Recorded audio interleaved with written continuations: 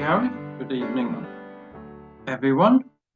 So, when we read Matthew 21 in a few days in our daily readings, we'll read this chapter that's probably very well known with some well-known events.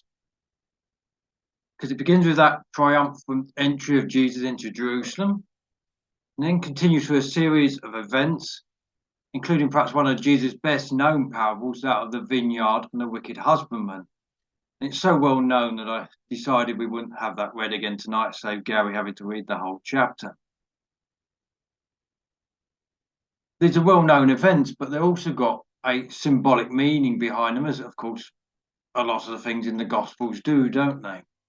So it's not my intention, even if we had time, to go through all these little episodes in any great detail. So what I'm going to try and do is look at the important points of each and show then how they combine together to give this symbolic meaning that Jesus is trying to get across at this time. We've got to remember this is very shortly before his cruel trial and crucifixion, as he's to be rejected by the chief priests and the people, right at the climax of his first ministry. And so the chapter starts with Jesus' disciples drawing nigh unto Jerusalem from Bethphage on the Mount of Olives. So this means they would be approaching Jerusalem from the east. Symbolically, this was the direction which Ezekiel saw the glory of the Lord depart to in his visions, and then later saw it return from in his vision recorded in Ezekiel chapter 43. And on approaching Jerusalem from the east, Jesus then begins to enact this first symbol, that of the colt and the ass. And he sends two disciples to fetch these animals for him. If we just note at this point that in the parallel accounts in Mark 11 and Luke 19, they only mention the colt. There's no mention of the ass in the other two Gospels. So when it says in verse 7, the colt and the ass were brought to Jesus, he set on them, it's probably fairly clear that he was set on the colt because that's the only one that's mentioned in the other Gospels. The ass was there with and led along beside. In fact, I think it was clearer in the NIV, but the word colt here means a young ass. And therefore it seems that Jesus was put on the young animal with the older animal led alongside, as it says in verse 2.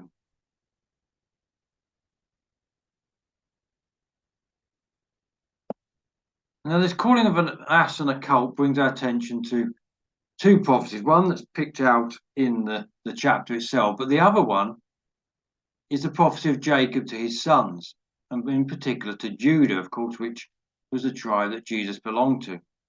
The prophecy recorded in Genesis 49. There in Genesis 49 verse 11, there's a word used for colt. It also means in the Hebrew, just like in the Greek, a young ass. So it gives that link between the two languages. We're looking at a young ass in both counts. Just while you're looking up Genesis 49, just to compare the Hebrew and Greek again, the Hebrew for foal in Zechariah 9, which we'll come to in a minute, means son. It's the same word used for foal in Matthew 21 verse 7. So again, there's a link between the Old and the New Testaments. Now in Genesis 49, we have Jacob's words to Judah from verse 11. He says, binding his foal unto the vine, and his ass's colt unto the choice vine. He washed his garments in wine and his clothes in the blood of grapes. So you can see some link there to what the Lord is doing here as he enters Jerusalem in Matthew. And also to his sacrifice. It talks of him washing his clothes in his blood, or the blood of grapes, of course, giving that symbolic link to the wine that we partake of in remembrance of his sacrifice. So surely there is this link between this prophecy of Jacob to Judah and the Lord as he came into Jerusalem to suggest that there would be this sacrifice, this shedding of blood. The account in Matthew, though, of course, doesn't take us there. It said it draws attention to the prophecy of Zechariah and says it was to fulfill that prophecy. And it's Zechariah in chapter 9. As often happens, the Old Testament prophecy and the New Testament quote aren't exactly the same. So let's just read what Zechariah 9 from verse 9 says. It says, "Rejoice greatly, O daughter of Zion. Shout, O daughter of Jerusalem. Behold, thy king cometh unto thee.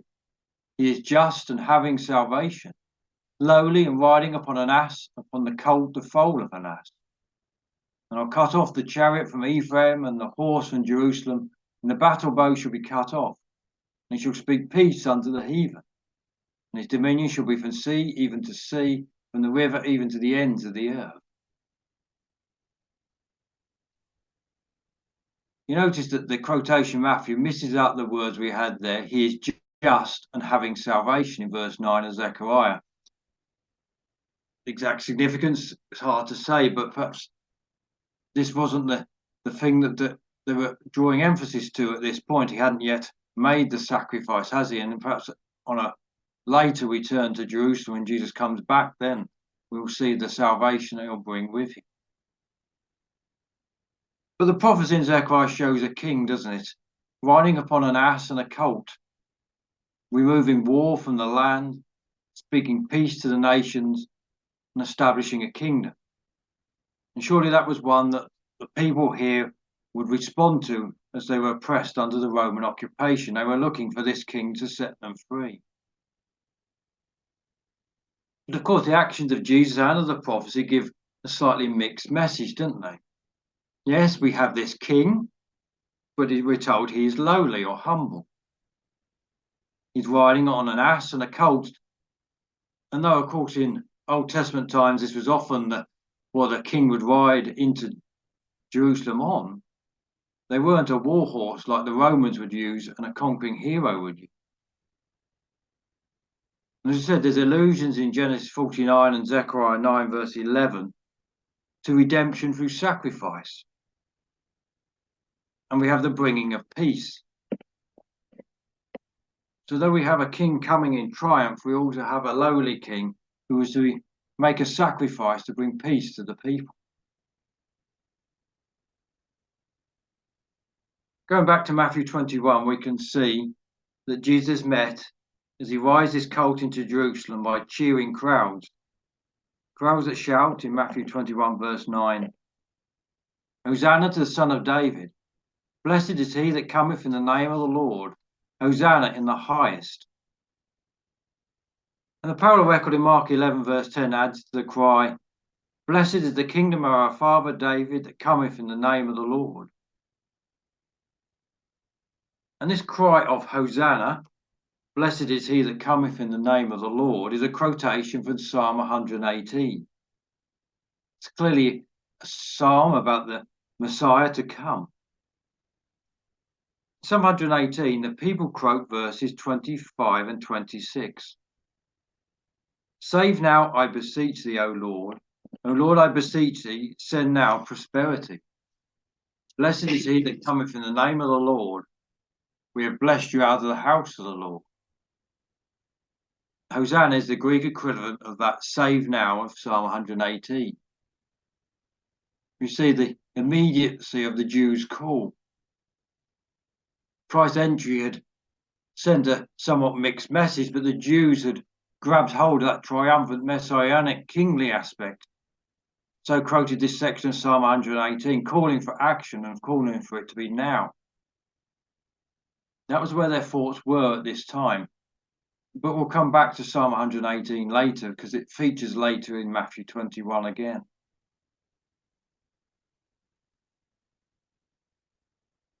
So back in Matthew 21, the next section recorded is the cleansing of the temple. And again, some people throw some problems up with this. I'm sure you know Matthew, Mark, and Luke place the cleansing at the end of Jesus' ministry, whereas John puts it towards the start. And some people point this out as a contradiction that casts doubt on the accuracy of the Bible. But of course, it's one that's very easily answered, isn't it, by the fact that there are two cleansings of the temple. This gives a very good symmetry to Jesus' ministry, with a cleansing near to its start and one near to its end. And also it reflects the law of leprosy found in the Old Testament, where the priest would go into a house that was leprous, inspect it, ask for it to be cleansed, and then would go back at a later date to inspect it again and to have it cleansed again if leprosy had come back. So that's the easy one to answer, isn't it? That there were, in fact, two cleansings during Jesus' ministry. The other problem that comes up is with this second cleansing is, when did it occur? If you read Matthew's account, it appears that Jesus cleansed the temple on the day of that triumphal entry into Jerusalem, the day before he curses the fig tree, because that's the next thing that happens. However, in Mark chapter 11, we're told on the day of that triumphal entry, Jesus went into the temple, he looked around, and then he left. He then cleansed the temple the next day after he'd cursed the fig tree as he came into Jerusalem. And I think it's this symbol of the curse of the fig tree that can use to sort out the problem. In Mark, Jesus curses the fig tree, and the next morning it's seen to be withered. In Matthew verse 19, we read of the cursing and presently the fig tree withered away.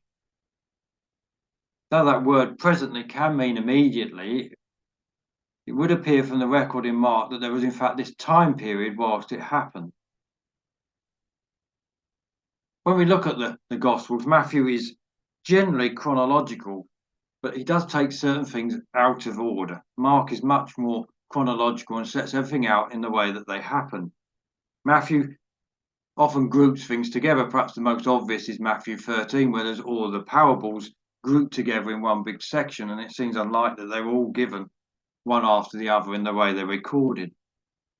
And as we'll see with this chapter, Jesus is making a point with all the symbols, and I think Matthew therefore was taking the symbol of the cleansing the temple out of the middle of the cursing of the fig tree to treat each symbol separately, so we can get the proper meaning of each of them without them becoming confused.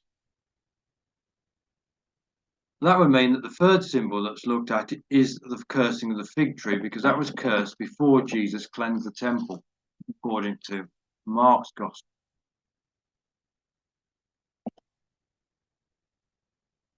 Just before, though, we look at this symbol, you just notice in verse 17 that the night before the cursing of the fig tree, Jesus went out to Bethany, and it says he lodged there.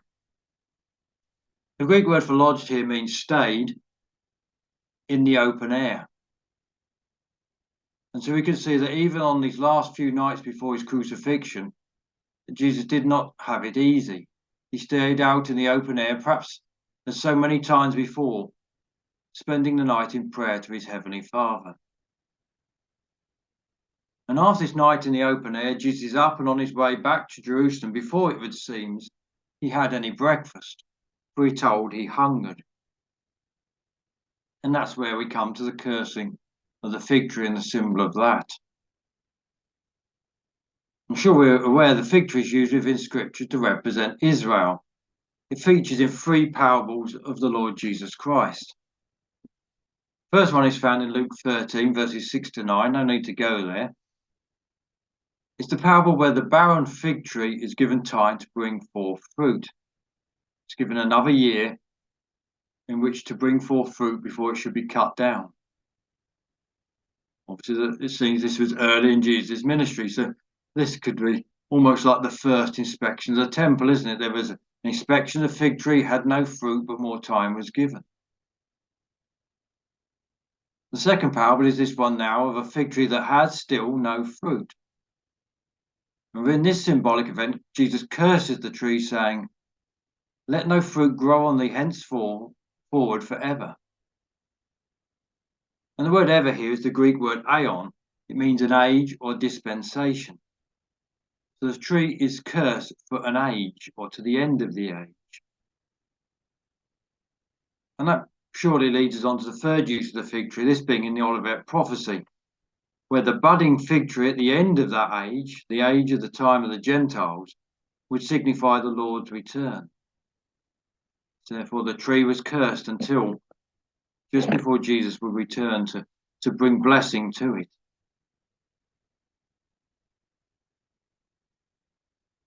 Perhaps unlike our speaker last week, I'm not an expert on figs, though we've had plenty of talks upon them at Bible class, and we've also got a fig tree leaning over our car park where we can actually see what we're going to mention at the moment, and that's that the fruit of the fig tree appears before the leaves. The fruit for the following year is there over the winter. We can see that. Indeed, in Israel, the time of Passover was still very early in the year for leaves to be on a fig tree and the fruit to be ready. So really, Jesus couldn't have expected this fruit in the natural order of things, but the fact that the fig tree had leaves was what would attract the attention of the passers-by and would have said that there should be figs there.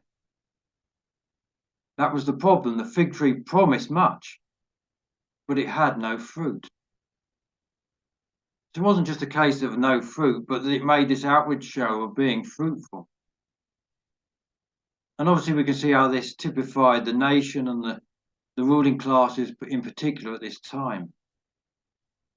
To use Jesus' words recorded in John 9, if you were blind, you should have no sin. But now you say, we see, therefore your sin remaineth. Or in the case of the fig tree, they said we have fruit, but there was no fruit.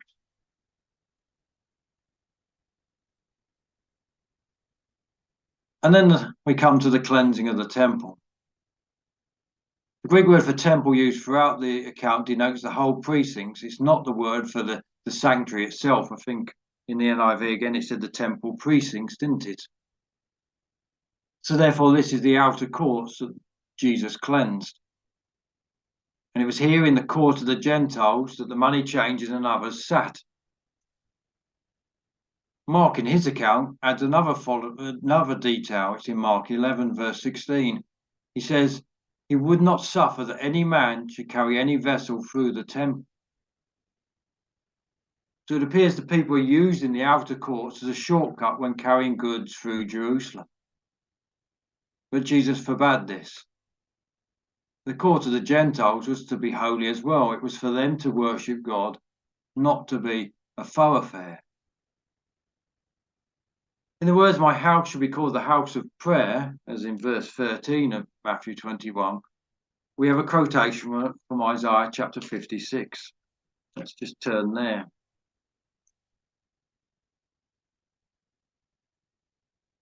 Isaiah 56, and we're going to read verses 3 to 8.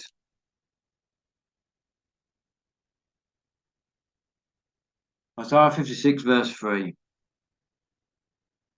Neither let the son of the stranger that have joined himself to the Lord speak, saying, the Lord hath utterly separated me from his people. Neither let the eunuch say, behold, I am a dry tree. Surely there's a contrast there between this eunuch who's saying he's a dry tree and the fig tree that represented the nation of Israel that was to be cursed and wither up. For thus saith the Lord unto the eunuchs to keep my Sabbaths, and choose the things that please me, and take hold of my covenant. Even unto them will I give in mine house with my walls a place and a name better than of sons and of daughters. I will give them an everlasting name that shall not be cut off. Also the sons of the stranger that join themselves to the Lord, to serve him, to love the name of the Lord, to be his servants, every one that keepeth the Sabbath from polluting it, and taketh hold of my covenant. Even them will I bring to my holy mountain, make them joyful in my house of prayer. Their burnt offerings and their sacrifices shall be accepted upon mine altar. My house shall be called a house of prayer for all people. The Lord God which gathereth the outcasts of Israel saith, yet will I gather others to him, besides those that are gathered unto him. So here we have a prophecy of this calling in of the outcasts and of the stranger, calling to holiness of the Gentiles, that they, like the court of the Gentiles that Jesus was to cleanse, should be holy. But of course, there's the second part of the quotation, for Jesus doesn't just say, my house shall be called the house of prayer, but he also says, but you have made it a den of thieves. And this is the quotation from Jeremiah chapter 7.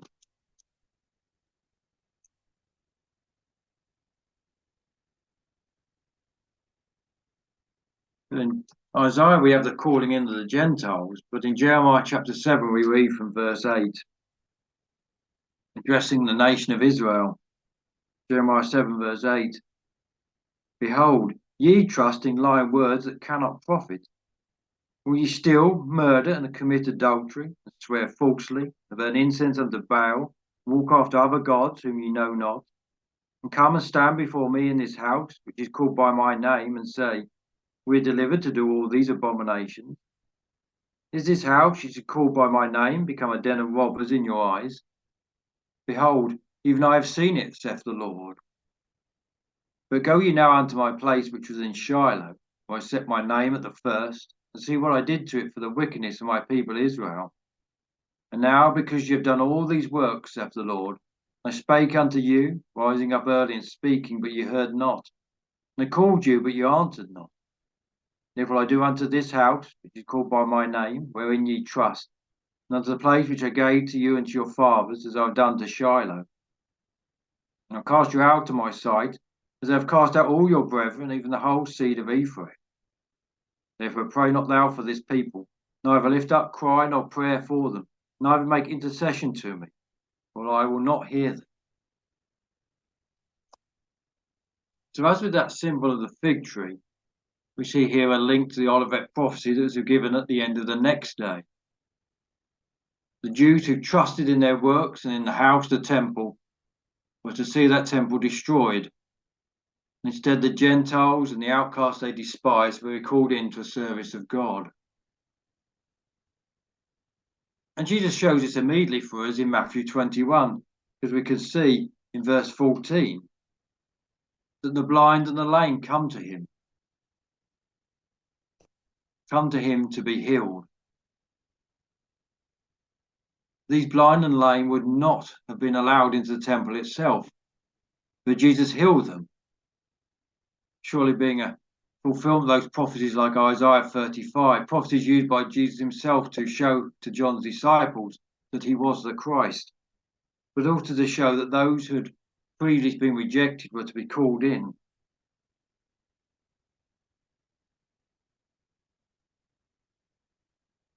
Again, in this episode in the temple, we have a quotation from Psalm 118. This time, it's the children crying out in verse 15, Hosanna to the Son of David. When the chief priests and scribes showed displeasure at this, Jesus quotes to them part of Psalm 8, verse 2. Out of the mouth of babes and sucklings has perfected praise.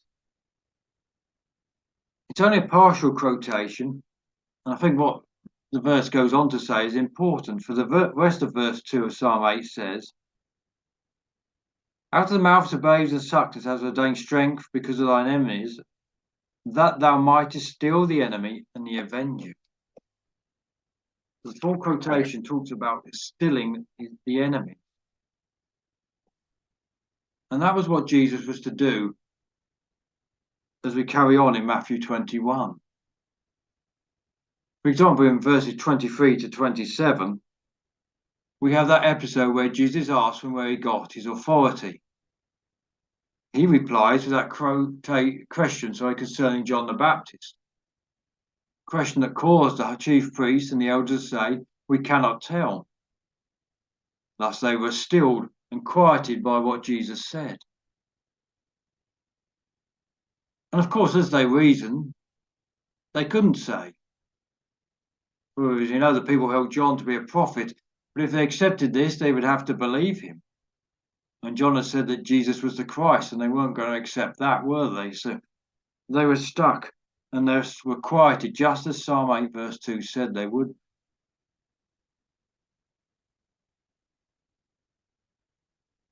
The next symbol in Matthew 21 from verse 28 is this parable of the two sons. One of whom says he will go to serve but doesn't, and one who says he will not go but does.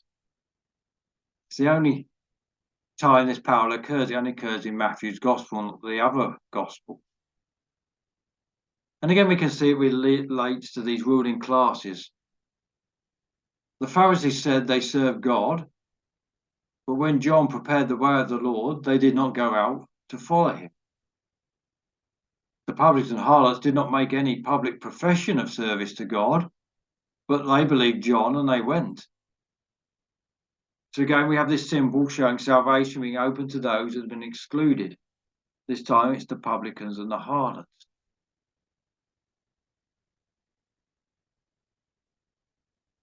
Next, we come to the very well-known parable of the vineyard with its obvious link to the song of the beloved vineyard in Isaiah 5. This prophecy perhaps was considered fulfilled by the Pharisees when Israel went into exile into Babylon. But Jesus shows that a complete fulfillment still lay ahead. It's a very well-known parable, but there are some differences in the accounts here in Matthew 21, Mark 12, and Luke 20. And it's just the way it's received at the end. No need to look it up. But it seems that the chief priests, the scribes, and the Pharisees were now not all together in what they were saying, that Jesus had disturbed them. In Mark, Jesus asked a question about the fate of the husbandman, and then he appears to answer it himself. In Matthew's account, it's clear that others answer the question. However, in Luke's account, it seems that Jesus answers, and then some of the others say, "God forbid," or let not these things be. A possible solution to these differences is that Jesus asked the question, and some but not all of the priests and Pharisees answer, as they do in Matthew's account. But the others say, "Let not these things be." And that's what Luke records. So some did answer and some didn't want to answer or did not want it to be true because they'd probably worked out the power was directed at them and therefore what the consequences meant for them.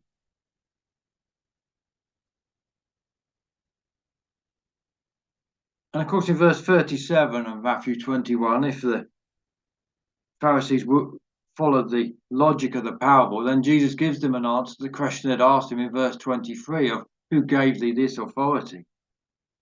He had it because he was the son of the husband of the owner of the vineyard. He was the son of God.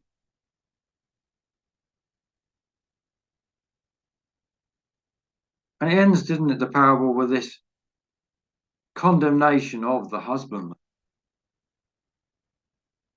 Condemnation that says he'll miserably destroy those miserable men. This repetition being used to add emphasis to their fate. There'll be no coming back from killing the son. And the final symbol in Matthew 21 is this of the chief cornerstone found in verse 42. Stone which the builders rejected, the same has become the head of the corner. This is the Lord's doing. It's marvellous in our eyes. And again, this is from Psalm 118. It's the third time we've been there, isn't it, in this chapter. It's Psalm 118, and this time quoting verses 22 to 23. Now, if you remember, when we looked at the people when Jesus entered into Jerusalem, they quoted the next verses 25 to 26, calling Hosanna, save now. But they had ignored the teaching of the previous verses. The stone needed to be rejected first before salvation could come. And it was from that rejected stone that a new temple was to be built, as we know in verse 43. Therefore I say unto you, the kingdom of God shall be taken from you and given to a nation bringing forth the fruits thereof. Jesus there draws together, doesn't he, the teachings of the chapter. But the stone symbol continues, doesn't it, in verse 44. And whosoever shall fall on this stone shall be broken, but on whomsoever it shall fall, it will grind him to powder. Those who fall on the stone, fall on or grab hold of Christ, will be broken. They will make themselves of no repute, becoming like Christ, meek and lowly, or humiliated as the Greek literally means, meek and lowly of heart, broken of their own self-importance. But if they don't fall on the stone, it will fall on them. Christ coming in judgment as that stone power seen in Daniel chapter 2. the power that brings judgments on the kingdom of men. So to summarise then what we've seen from all these symbols in Matthew 21. First we had the symbol of the colt and the ass. We had this mixed message of kingly glory and of meekness and of sacrifice. Then we had the people crying, Hosanna. The Jews grabbing onto the kingly side of that message and crying, save now. And in response, we had the fig tree, showing the nation's outward show but lack of fruit. They may be calling for salvation, but were doing nothing deserving of it. Then there's three symbols grouped together showing what was to happen due to this lack of fruit. There's the cleansing of the temple, showing Israel's vain outward worship was to be cast out and others called in. There's the parable of the two sons, showing those who gave and not only professed true service would be the ones accepted. And we had the vineyard showing that Israel's refusal to give fruit and rejection of the Son would lead to them being cast out and others called in.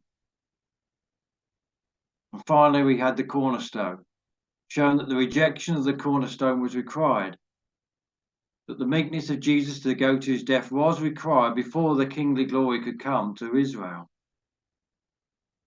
The rejection and humiliation of Jesus was required before his glory, just as it said in Psalm 118. And so it would be for Israel. They also had to be cast out until they could come to glory when Christ returned.